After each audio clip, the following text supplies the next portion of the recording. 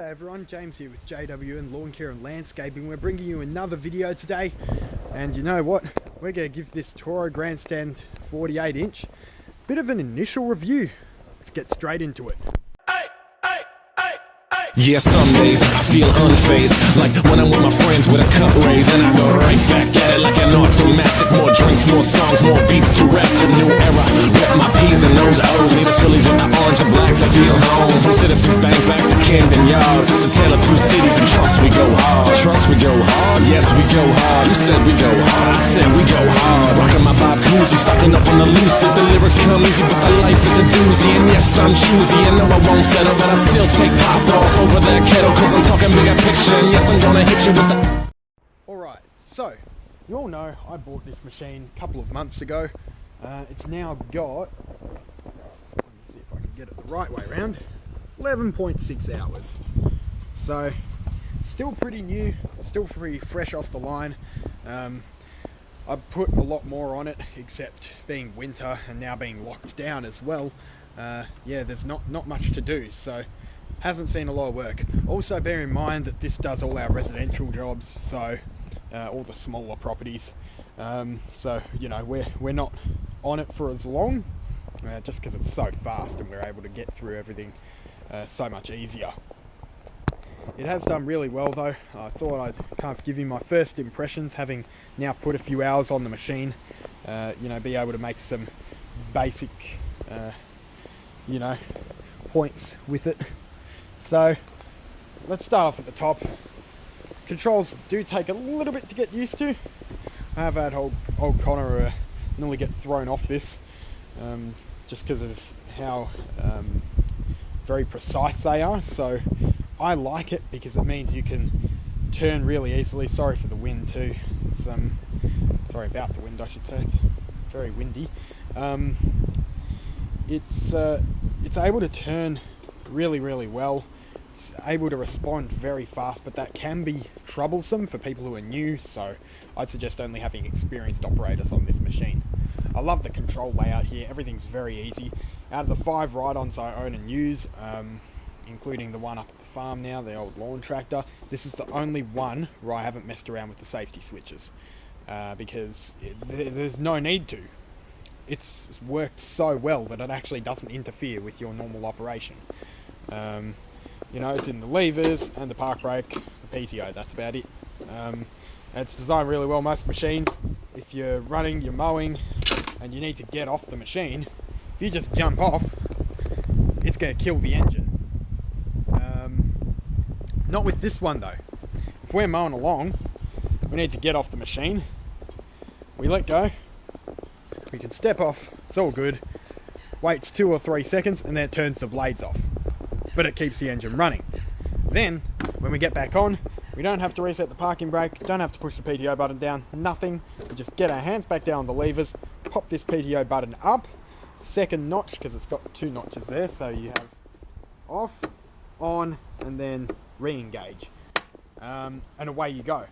On most other brands, if you're mowing along, blades are on, you need to stop to pick up a piece of rubbish, you got to stop the machine, turn off the PTO, put your park brake on, then get off, pick up whatever you need to pick up, get back on, park brake off, PTO back. Too hard. Don't like it. I do have this little trash grabber here, so and combined with the trash bag, I've found it's great because I can just pick stuff up, put it in, done. I really do like this system here. It's nice and easy to access. You can take the bag out, so you can empty it, or if it's, you know, in the way, you can take it off if you don't need it. You've also got your operator controlled discharge chute right here.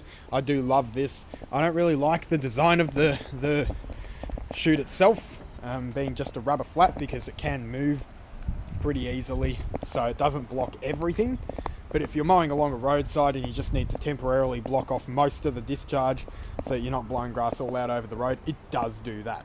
I am looking at mounting, like making up a plate though, that I can just put across the opening there. You've also got, I love this, some brands use different decks for their stand-ons, particularly the smaller ones. Toro uses the Turbo Force deck all the way through from the 36 up to the 60. So you still got that same really strong, really good deck that Toro prides itself on. Great cut, easily adjustable baffle in there. I don't really touch it because we mostly just cut weeds and crap, and I'm mostly mulching it all up, so I just leave it on the middle position. But you can easily adjust it if you do need to cut different grass types. You can pull your turbo baffle out just here. That's just 2 bolts underneath. You can take those out. You can see I'm running X blades at the moment still. I love the way those work. It's really efficient. Mulches the grass up really well. I also like this discharge flap. Toro have done this really well. It doesn't matter how you hit this, it's not breaking, man. Some discharge flaps, like the one my old Victa, solid plastic. You hit the slider thing and they snap. This, nah, no way. Like, there's so much maneuverability in it. I actually really like that it's angled down a bit like that. I do have a secondary flap as well without the discharge chute system on it. I like how it's angled down though a bit, so when you do have the chute open, it's kind of just shooting downwards a bit, not up and out into windows or whatever. I do wish this system was just mounted separately, not in the flap, because it would be nice to not have all this crap sticking out. I suppose I could cut, you know, all along here or whatever, but it's not much point. Or in fact, I wouldn't even have to do that, would I? I could just unbolt the flap itself, be done with it. Might see about that. I don't think I need to though. It's not really much of an issue. You can also see I've tightened up these bolts a bit, so I took the spring out too, so this can actually hold up a bit if I want it to. And it's not going to fall back down, which is great because in order to get it into my trailer, I do need to have the flap up. So just little things like that. Deck adjustment system is really easy, and you've got these nice big springs here too. I like this deck height system. A lot of this stuff you would have seen me go through when I first bought it, you know, stuff that I saw. You know, really nice and easy to work with. I do still have that other bit off, so you can pull it straight up. You don't have to push the button to pull it up, because that was annoying me. I haven't noticed any issues with that. Sometimes the deck does bounce a little bit if you go too fast over bumps, but it's not bad. I love these huge tyres, a lot of shock absorption, but it also provides really good traction in wet ground. I've taken this through a lot of stuff that a mower really should be sinking in, and it doesn't. Maintenance wise, very easy. I haven't really had to do much because, you know, it's so new. I will be taking it into the dealer for its 10-hour oil change and whatever else they do, because they've also got to put the anti-sculpt kit on. That's the other thing that they're going to do for me, because I ordered that, it's come in, but they've missed the bolts or something, so I'm going to let them do it. Belts, open, easy access here. I do love that, because a lot of other machines you can't get to them as easily, and that just makes it annoying. It means your oil changes and so on this are really simple, because you can just drop the deck down, put a pan in there, and then you've got your little tube right there. You've also got your filter and your oil filler, nice and easy to access. All your throttle and choke adjustments are just here too, and your air filter comes off as well. A number of smaller zero turns and stand-ons run FR or FS series Kawasaki's, ones without this Donaldson filtration system. I think this should be standard on every mower brought into Australia, because our conditions, it gets so dusty here, you really do need this extra filter. Nice battery box there, simple, easy to get to, easy to jump the mower if you need to, or easy to jump something else with it if need be. I've seen guys jump cars and stuff with one of these. As I always say, guys, if you make stuff easy to access and easy to maintain, people are going to maintain it, right? If you make it difficult to maintain, they're not going to do it because they can't be bothered, because it's too much issue. Fuel tank. I would like a gauge. Like, I don't think it would have been much harder to just, instead of having this here, or even just putting another cutout there, or even using the ZMaster style gauge within the panel here, rather than having to kind of step down, look here, hope that your fuel's the right colour so you can actually see. You can sort of see I'm just a bit over half full, just a bit under half full, sorry. But that's okay. This tank lasts ages, even running the X blades. I believe it's about 40 litres, so you can get through a lot of grass with that, and that's one of the reasons I bought this, was because it's got a big fuel tank, good size engine, 22 horsepower, it runs this fine. Yes, it bogs down if you go into really long or thick grass, but it's usually okay. We're only doing mostly maintained lawns with this. I've got other machines for, you know, the thick stuff. This platform, biggest win for me. You know, it's so open, and unlike some machines which have the platform kind of in between the wheels, where you kind of stuck like this, and it's just sort of straight up and down suspension because that's all they got. This, with the way it's mounted, not only can you flip it up so it takes up less space, but with those rubber isolators you can see down there, and the way it's mounted on here, you've actually sort of got 360-degree isolation. So not only have you got the up and down part, you've got side to side too, which means that it's just more comfort, really. And I can spread myself out and ride this really well. I love it. Pad here, a lot of guys don't really like bolstered pads. Personally, I wouldn't really like one on a 36, but I think on this you could probably get away with it, you know, if you bolster it out a little bit. I don't really mind. I think having it non-bolstered means you can sort of, if you're on a slope, you can get like this without being uncomfortable. So I don't mind that system. I do wish though that this was movable, so whether they just made it a little bit higher or whether they made it so you can, like, you know, loosen some screws behind in the back here and then slide it up or down a little bit. I think that'd be great, because especially for someone my height, this edge here, a little bit uncomfortable. If you're a dude, you'll know what I mean. Yeah, so don't hit any big bumps if you're my height whilst you're resting up against this. It is nice though. It's about perfect height for my knees, so that's nice. But yeah, it's a really comfortable machine to operate. Even just the little things here, like these rubber stoppers, just stops the metal on metal, you know, whacking. And they've got one at the back too, so it can't hit at the back either. So just little things like that they've thought of, I think is great. Probably won't even hurt to say have, for example, like a I don't know if it's possible, like a rubber coated pin maybe. I don't know, because I feel like that pin's going to get pretty beat up over time, because you get like that. It's a bit of a heavy deck, so it is a bit of force on there. It's not that big a pin. I think this throttle, I wouldn't mind it being a little bit higher, because where it's all the way down, it is almost flush with the actual panel itself. So, you know, and it would be not. I don't particularly like this. See there how it kind of locks in.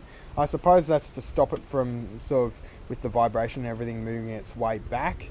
But at the same time, it means when you do pull your throttle back, even like that, you do actually get quite a sudden drop with the engine, which, especially if you're running bigger carb engines, I don't really like. They can backfire and stuff. Haven't really had that issue with this one, thankfully. The key, I love this key. It's just nicely made and it sticks in there really well. Some other brands, they're pretty loose, so they can come out easily. This one, no. Hydro oil here. Don't really know why you need hydro oil, like, so close, but there it is. So, you know, it's easy to get to when you need to get to it. That system's confusing, man. What the hell? Oh, I see. No, I don't see. Oh, yes, I do see. That doesn't seem right. I don't know what I'm talking about. Can someone also tell me? I'm interested to know. Why do they only ever want you putting a tiny amount of hydro oil in? Like, and they always have it. So it's only filled up to like there. That's as high as you're supposed to fill it. I don't get it. Like, why wouldn't you just make, if you only need that much, why wouldn't you just make the tank smaller? Can someone, like, answer me that? I genuinely don't know. Is it because it expands or it heats up or something? I don't know. Tell me in the comments, please. Other thing I got here, cup caddy from Giantz Pro. Normally holds my trash grabber, but I can put a water bottle in it if I want, which I like. Plenty of height adjustments on here. I honestly don't think they need all these ones for Australia. Like, we don't really need anything above 3.5, 3.75. Unless we're doing like a really overgrown lawn, in which case we'll probably leave it on the transport position and then lower it down. Yeah, some of you Americans cut them like 4 inches, 4.5 inches. I don't know how you're even staying work. Like, We'd be fired if we cut it anything more than like 3.5. Even that's way too high. Like, what are we on at the moment? 2.75, and that's only because I got X blades. So by the time you add in the X blades, that brings it down to about 2.5 inch. We go as low as 1.5 inch on some of our properties, on a couple of them, but most are between 2.5 to 2 inches. It's usually the happy medium here. But yeah, overall, I think value for money, this is a really, really good machine.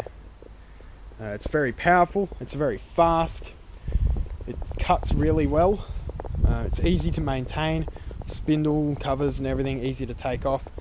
I believe they're non-greasable spindles.